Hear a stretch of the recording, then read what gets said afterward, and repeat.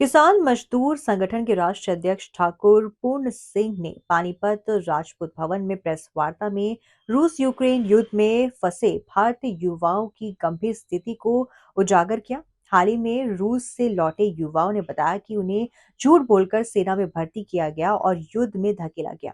भारत से रूस पहुंचने के लिए 9 से 10 लाख रुपए खर्च किए गए। डॉक्यूमेंट न होने पर जेल या सेना में भेजा जाता था। युवाओं को खतरनाक रास्तों से युद्ध क्षेत्र में भेजा जाता था और अगर कोई अपनी आपत्ति बताता तो मार दिया जाता या गायब कर दिया जाता। पूर्ण सिंह ने सरकार से तत्काल कार्रवाई की अपील की है। नाम विवेक सिंह है। मैं बेसिकली उत्तराखंड से हूँ। तो अभी मैंने बताया था मैं पंजाब में पढ़ाई कर रहा हूँ पिछले 15-16 साल से, मतलब जो भी मेरा ग्रेजुएशन वगैरह जो भी हुआ वहीं से हुआ। तो वहाँ पे ही मेरा दोस्त था एक, तो उसने मुझे बोला कि इस टाइम रशिया में बहुत अच्छी अपॉर्चुनिटी चल रही है साल के स्टार्टिंग में, कि आपको वहाँ भेज देते हैं और अगर आपका काम आने ना तो आपको यूरोप भी भेज देंगे वहीं से, है ना, मतलब बहका के। और फिर यहाँ से ऐसे ही काफ़ी दोस्त मेरे को मिले यहाँ पे आसपास में, पंजाब से, हरियाणा से, दिल्ली से काफ़ी लड़के गए। हरियाणा से तो मतलब बहुत बड़ा नंबर जा रहा है ना, हरियाणा से अब कंटिन्यूसली अभी भी जा रहे हैं लड़के वहाँ पर, आर्मी के लिए जा रहे हैं, काम के लिए जा रहे हैं। बट एट द एंड यही है, आपके पास जब आपके पास कोई डॉक्यूमेंट नहीं रहता तो पुलिस आपको उठाती है वहाँ से। वो आपको सीधा जाके दो ऑप्शन देती हैं, या तो आपको जेल में डाल देंगे या आपको सीधा आर्मी में भेज देते हैं। तो हमारे पास यही ऑप्शन रह जाता है लास्ट में कि हम घर से 8-8, 9-9 लाख रुपए लगा कर गए हैं, तो हम आर्मी में चले जाएं, क्योंकि हमें पहले ये नहीं पता था कि हमें वॉर में भेजेंगे।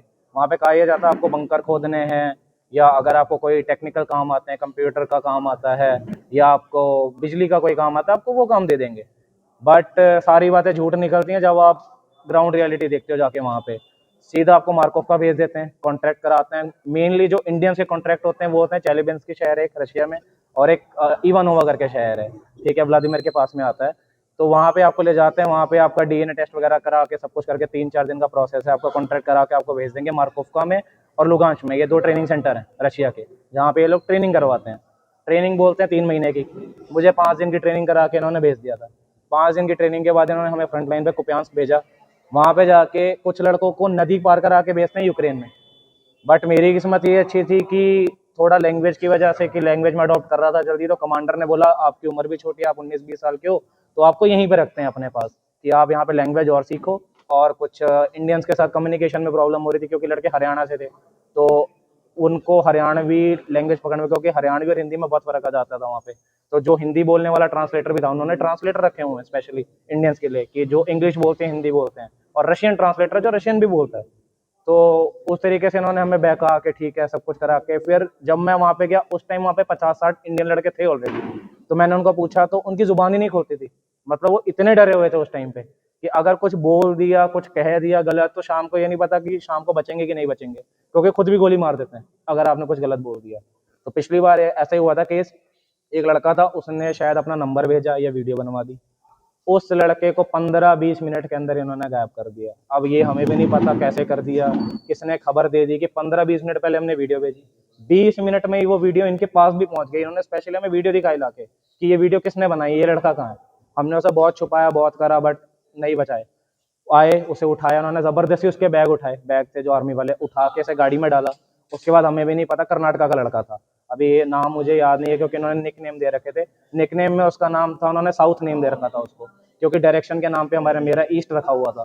निक नेम रखे थे, हमारे नाम से आप कभी नहीं पहचान पाओगे। या मैंने फैमिलीज को भी बताया था यहाँ पे आके कि अगर आप अपने बच्चे का नाम बताओगे, आप अपने बच्चे के नाम पे कभी नहीं ढूंढ पाओगे उसे। इन्होंने जो निक नेम दे रखे, हमें लॉकेट देते हैं, वो लॉकेट अभी मेरे पास नहीं, बट फैमिलीज को मैंने लॉकेट दिखाए थे। गले में लॉकेट होता है, उसके नंबर के बिहाफ पे आपकी डेड बॉडी, या आप जिंदा हो, मर गए हो, जिंदा भी होते हैं कुछ, उनको मुर्दा दिखा देते हैं या मिसिंग दिखा देते हैं कि जी नहीं, बच्चा जिंदा नहीं है, मिसिंग हो गया। बट मिसिंग वालों में केस ये है कि कुछ मर गए और कुछ जिंदा है, कुछ ने सरेंडर कर दिया। कुछ सरेंडर वाले बच्चे भी है जिन्होंने यूक्रेन में सरेंडर कर रखा है, और उनके कंटिन्यूसली इंडियन गवर्नमेंट के साथ कम्युनिकेशन भी था आज से 1-2 महीने पहले। बट इंडियन गवर्नमेंट कुछ कर नहीं रही है। कुछ न्यूज़ चैनल से मेरी बात हुई थी जब मैं फ्रंट लाइन पे ही था, मैंने इन्हें कॉन्टेक्ट किया, मैंने कहा सर ऐसी ऐसी बात है। तो वो हमें कह रहे हैं कि सर आपके पास कुछ प्रूफ है देने के लिए हमारे लिए, कि आपको जबरदस्ती लेके गए, कैसे कर। मैंने कहा सर मैं आपको कैसे प्रूफ दूं, मैं फ्रंट लाइन पे बैठा हूँ, मैं आपके साथ बात ही कर रहा हूँ, वही बहुत बड़ी बात है। बट उनका यही है कि उनको सरकार के मतलब संबंध खराब नहीं करवाने, इंडियन गवर्नमेंट के और रशियन गवर्नमेंट के। वो हमें सीधा ही कहते हैं कि आपकी सरकार हमें कह रही है कि हम इस मुद्दे को ज़्यादा नहीं उठा सकते क्योंकि इससे हमारे आपसी संबंध खराब हो जाएंगे। और इसीलिए पुतिन जी भी आए यहाँ पर, और जिस दिन पुतिन जी आए उसके एक दिन बाद ही मेरे को डिस्चार्ज मिला था क्योंकि 5-6 तारीख को ये मेरे को लूगा में ले आए थे जहाँ पे ट्रेनिंग सेंटर है। तो 6 तारीख को उन्होंने मेरे को मॉस्को भेजा। वहाँ से हमें बोला कि आपकी टिकट हम खुद करवा के देंगे, कुछ करेंगे। टिकट भी मुझे खुद ही करवानी पड़ी लास्ट में आके ना। तो वहाँ से इन्होंने कहा कि हमारे खिलाफ आप कोई वीडियो नहीं बनाओगे जाके, हमारे खिलाफ जाके कोई इंटरव्यू नहीं दोगे। बट हम क्यों ना दें?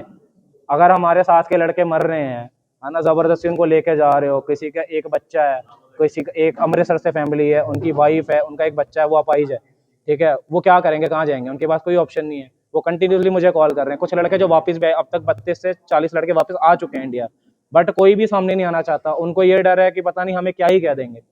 मेरी यही अपील है, जितने लड़के इंडिया आए हैं साथ में, घरों में मत रहो, निकलो, सबको रियलिटी बताओ कि जो बच्चे वहाँ फंसे हुए वो भी वापस आए। सबके माँ बाप है, सब किसी ना किसी के बच्चे, और एज आप पूछोगे 23 साल से ऊपर का कोई भी नहीं है। 23 साल 24 साल, मैक्सिमम 25 साल का बच्चा है। सिर्फ एक जो हमारे साथ बंदे आए थे हरियाणा के, वो थे एक 45 साल के, तो वो भी बचकर वापस आ गए इंडिया। उनको मैं साथ में लेके आया था। और बैंक में इतना फ्रॉड करवा रहे हैं हमारे साथ। इन्होंने क्या कर रखा है, वहां पे लड़कों को लेके जाते हैं, हमारे पासपोर्ट पे बैंक कार्ड बनवाते हैं, खुद 2 नंबर के काम करवा के बाद में हमें ही फंसा देते हैं कि जी आपने लोन ले लिया था, आपने ऐसा कर लिया था आपने। और फिर उसमें जाके वही वहां पे लेके जाएंगे पुलिस स्टेशन में कि इसके नाम पे ड्रग्स का केस है, इसने लोन लेके हिंदुस्तान भागना चाहता था, तो हम इसे आर्मी में भेज रहे हैं। मतलब क्रिमिनल दे दिया जाता है कि ये क्रिमिनल है। तो इस जिनके ऊपर क्रिमिनल वाले केस हैं, उनको तो ये भारत भेजेंगे ही नहीं। उनको तो इन्होंने सीधा क्रिमिनल ही घोषित कर दिया ना, कि अगर हम इसको आर्मी से निकालेंगे, हम इसको जेल में डाल देंगे। और मतलब नॉनसेंस बातें कि आप एक अदर कंट्री के बच्चे को ऐसे फंसा रहे हो। और मेरे साथ इतने बच्चे थे, वो इतना रो रहे थे, गिड़गिड़ा रहे थे कि भाई हमें भी ले चलो साथ में। मैंने कहा भाई मैं कैसे लेके जा सकता हूँ, मेरे हाथ में कुछ नहीं है। ये जिसका नाम ले रहे हैं उसको भेज रहे हैं। एक लड़का था अनूप कुमार करके, उसने खुद ही अपने पैर में गोली मार ली जब उसको रात को बताया कि कल आपको मिशन पे निकलना है। क्योंकि मिशन में ये क्या करते हैं, नदी क्रॉस कराते हैं, और नदी क्रॉस करते ही आपके सिर पे 300-400 ड्रोन खड़े हैं ऊपर। कैसे बचोगे आप? अगर आपको एक फोन से भी वीडियो बन रही है तो आप बच जाओगे, बस 300-400 ड्रोन छोटी मोटी बात नहीं। और 300-400 ड्रोन, हर ड्रोन में 8 किलोग्राम का बम है। कैसे बचोगे आप? कोई ऑप्शन नहीं है आपके पास। और मैंने 8-9 लड़कों को मरते हुए देखा है ड्रोन से, क्योंकि हमारा ड्रोन पे काम था, रेडियो पे काम था, मैं उनको देखता था। वो बेचारे ऐसे चल रहे हैं जुड़ जुड़ के साथ में, ये कहते थे 10 मीटर का गैप रखो, बट एक 19-20 साल का बच्चा है, वो कैसे आधी रात को 1-2 बजे चलेगा जंगल में? उसे यही नहीं पता मुझे जाना कहाँ है। वो जा रहा है, ऊपर से ड्रोन आया, बम गिरा दिया, सिर्फ कुछ नहीं बचा बॉडीज का। सभी इंडियंस हैं। काफी कंट्रीज के बच्चे आ रहे हैं, इंटरनेशनल काफी स्टूडेंट्स हैं, जो स्टूडेंट्स आ रहे हैं अफ्रीका के, कोलंबिया के, हर कंट्री से बच्चे आ रहे हैं। और अफ्रीका का एक केस बता देता हूँ मैं। अफ्रीका के एक बच्चे का ऐसा केस था, उसको 3 दिन में निकाल लिया उसकी सरकार ने। उसने पहले दिन वीडियो बनाई, उसको कुछ नहीं कहा, तीसरे दिन वो बंदा अफ्रीका पहुंच गया। उसका मेरे को लिटरली मैसेज आया जाके कि भाई मैं तो पहुंच गया अफ्रीका में, आप लोग नहीं गए अभी तक। मैंने कहा भाई हमारी सरकार तो हमें ये कह रही कि पहले तुम कोई पुख्ता प्रूफ दो कि तुम्हें जबरदस्ती लेके गए हैं। जी, मेरा नाम श्री भगवान है। मैं रोहतक जिले के गांव तैमूरपुर का रहने वाला हूं।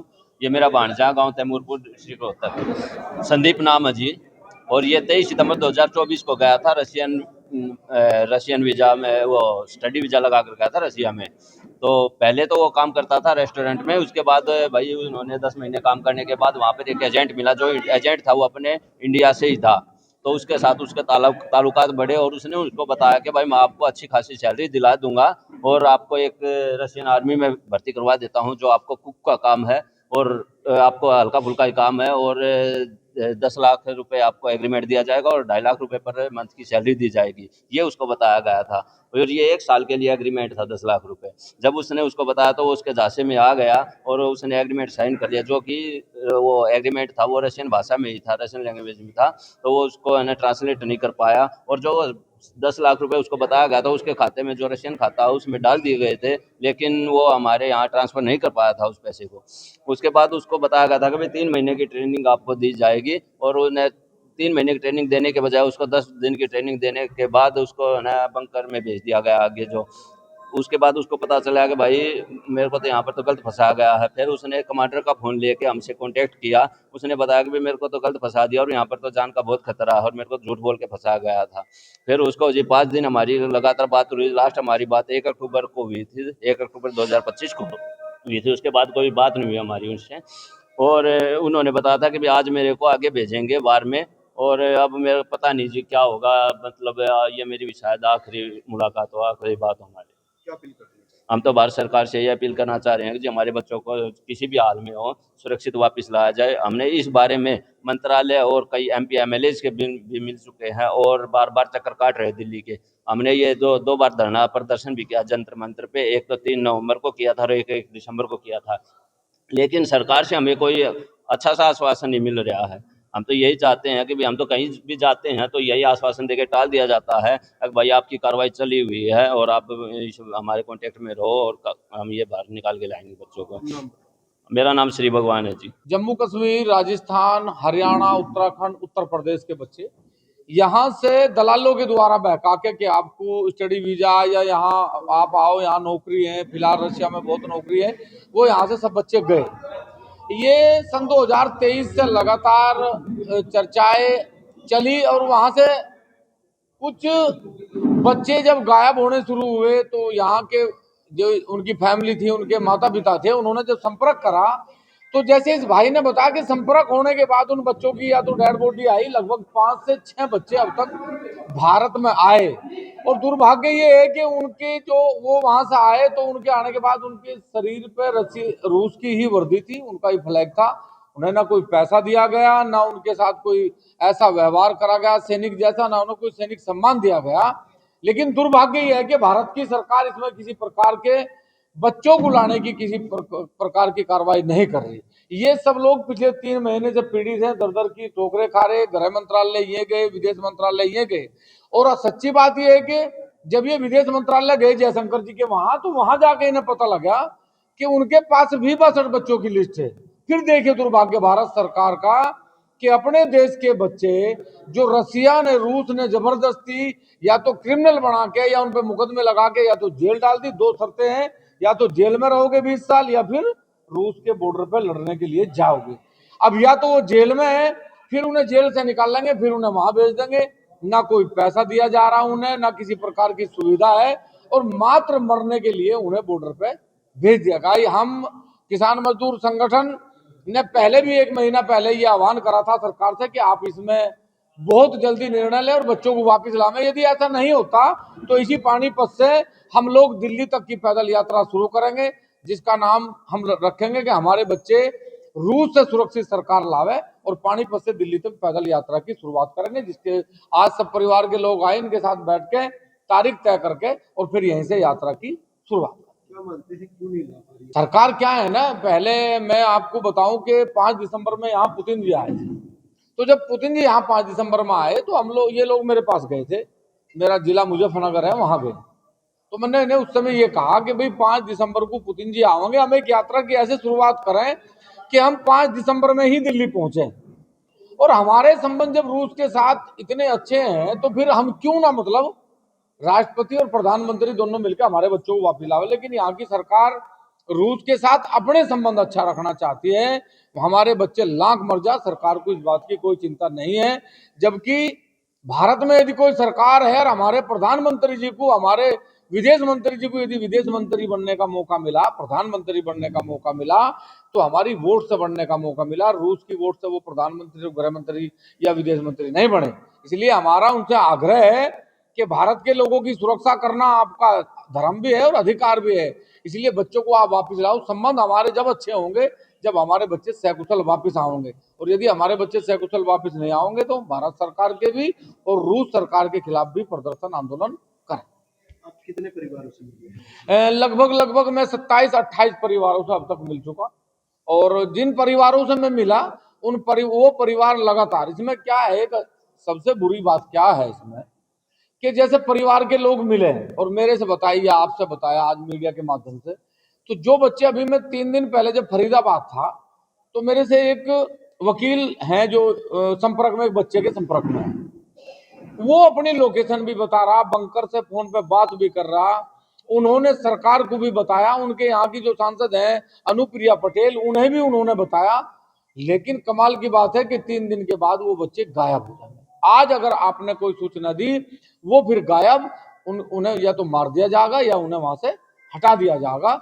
इस प्रकार की कार्रवाई करे। कुल मिला के बात यह है कि यदि सरकार इसमें संज्ञान नहीं लेती तो उन बच्चों का मरना तय है।